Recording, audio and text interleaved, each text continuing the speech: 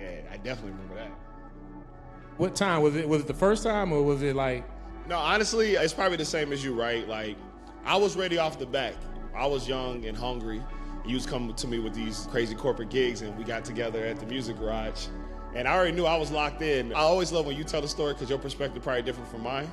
But I knew once we actually did that gig from Easter Seals, and I had that moment with you and we just rocked out on stage, I was like, yo, I can keep doing this. And plus, you paid more than anybody else I knew. So I was locked in from that moment for sure. Yo, I've been trying to catch up with this dude. He had no social media contact information. Like, he was like a ghost online. I saw him DJing like a big corporate event for Coors, I think, the beer company, right? Yeah, I was drumming with Shine. Yeah. Yep, and it was incredible. And I was like, yo, this dude is the truth. And so I had this other drummer I was working with. And funny story is, he had to have the whole set like planned out. And I was like, yo, I need this guy. And I couldn't get in contact with him for a year. Long story short, I finally get in contact with him. I booked some studio time. He walks in, I'm like, hey, how you doing with him? I'm Darrell. He's like, Perry. I say, this is what we're gonna do. I said, I'm gonna play for about 15 minutes. I just wanna see like how we kind of gel and if you could keep up. The whole idea was to have somebody that did not need a actual set. So we start, I play one song, then I play two, and then I play three. He just going in, he killing it.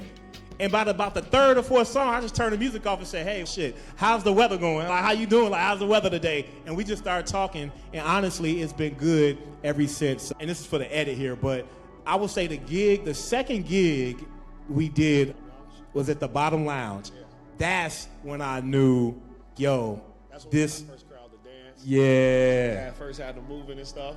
That's when I first busted out the hat. Yeah, indeed. That was the gig I felt like I wanted to keep doing this, and this is how we just just stayed in tune with each other, and I just made it a point to try to book us together as much as I could over the years.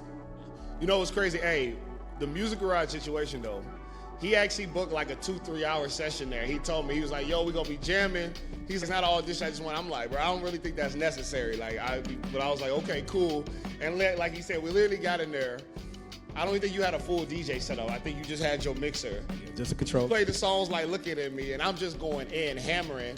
And then, yeah, we spent the whole like 2-3 hours in there just talking and stuff. We didn't even do it. He was like, he didn't say I was hired or anything. He just picked me up, and ever since then, we've been inseparable. So indeed, that was a moment for sure.